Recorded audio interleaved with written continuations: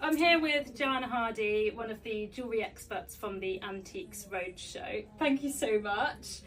I would like to know what goes wrong that you don't see on the cameras. What goes wrong? Yes. Not a lot actually. Oh. Not a lot. No, I mean I've been doing it for 18 years now. Yeah. And I never know what I'm going to see.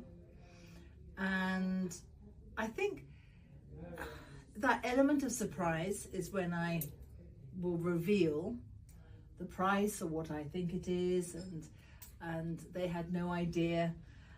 And I don't, it doesn't go wrong, but it goes to the unexpected. Yeah. Because you don't know how people are going to react.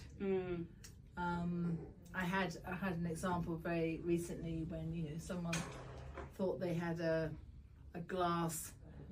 ring that was set with a glass stone, and it wasn't. It was a sapphire, and I don't know how they're going to react when I tell them. Could cause some family arguments there. I think it's always a pleasant surprise. Yeah. And that's the good thing. That's the really fun thing about the Antiques Roadshow, is that it's a good feel factor. We're not going to I only want to tell the good stories. Yeah. So, how do you decide on a value? Because obviously, and this is what a lot of public don't know about, sort of you've got the insurance value versus if you're going to sell a piece at auction. And how do you sort of pick something? I mean, with some pieces, when the craftsmanship is just so incredible and they're iconic old pieces, then I'm guessing it becomes a little bit more straightforward because you can't replace it. But how do you sort of judge that? So I've been doing it for over 40 years, being in the jewellery industry, and craftsmanship is very much my thing. That's what I'm looking for. And I know the markets. I follow the markets very closely, and it's about the craftsmanship and the materials, and I suppose it's just my gut feeling of what I feel that it should be worth. Right. Yeah. But we mainly deal with auction. We don't talk about insurance values. We talk about auction values. Right. Which is very similar to market values. Yes. Of what you will get that day if you were to sell it. Yeah. So that's the price that we pitch it at. But it's just experience, really, and knowing the market of today. It's not knowing the market of yesterday. So you've got to be quite sort of up to speed with everything. Yeah. What do you think is the most underrated stone that is going to be the thing next?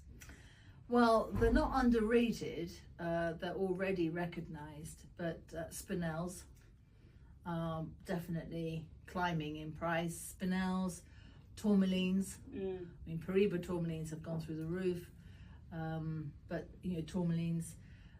And also, I love garnets. These varied-coloured garnets. You've got purple garnets. I mean, they're just fabulous. And the demontoids with the Ural Mountains and Zavarites, and so I think the main thing is with these stones is that they've got the hardness. Yeah. Because you've got to have that durability when you set a stone, that it can withstand wear and tear. So it has to be of a certain hardness anyway. Yeah, and spinel really ticks that, doesn't it? Well, it does. I mean, it's 1 below ruby and sapphire. It's 8 in the Moe Hardy scale. But I love it. I like spinels, and of course, spinels back in the day, they thought spinels were rubies. Yeah, it's like with the imperial crown of the state crown with the state crown. That's the one. Yes, the Black Prince is ruby, which is in fact a spinel. Yeah. And what would you say to someone entering the jewellery industry who's very new? What would be your top advice? And this industry has a lot of avenues. Yeah. And in my day, there wasn't anything to do with sustainability or ethical, responsible, any of that. And that is a whole other area now today. So there's lots of avenues, and I would suggest that people go and explore all the avenues, and you will then work out what's right for you. but don't say, oh, I want to be this person, I want to be able to do this, so I won't do that, because you never know where that road might take you. Yeah. So I think embrace opportunity.